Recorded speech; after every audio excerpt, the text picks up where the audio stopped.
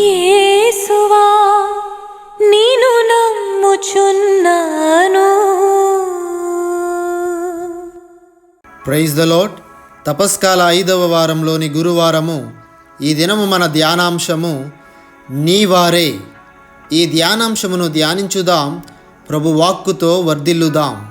ఈ ధ్యానాంశమునందు మొదటి విషయము, జాగ్రత్త, నీ విరోధి నీవాడే అంటూ ప్రభువు నుడువుచున్నారు.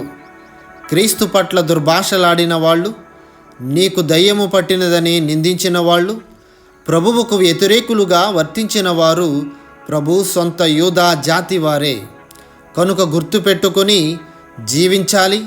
క్రీస్తు కొరకు జీవించినప్పుడు తప్పక మన విరోధులు మనవారే, మన జాతి వారే, మన స్నేహితులేనని నిరాశ చెందకు, పట్టు విడువకు. రెండవ అంశము, నీవారే నీ స్థాయి స్థానాలను గుర్తించక వర్తించువారు అంటూ వాక్యం ద్వారా ప్రభు మాట్లాడుచున్నారు.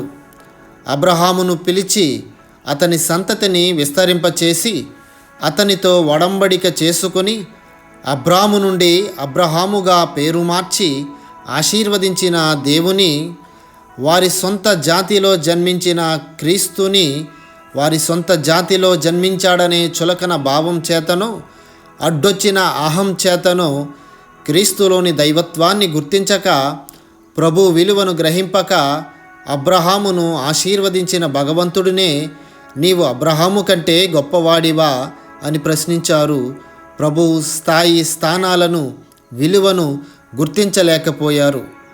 వాక్యం చెబుతుంది, నీ వారి మధ్యన నీ స్థాయి, నీ అర్హత గుర్తింపబడకపోయినా చింతించక, క్రీస్తుని తన వారు అంగీకరించకపోయినా తన కుమారుడిగా అత్యున్నత స్థానానికి లేవనెత్తిన ప్రభువు నిన్ను గుర్తించునని తెలియజేస్తూ ఉన్నారు.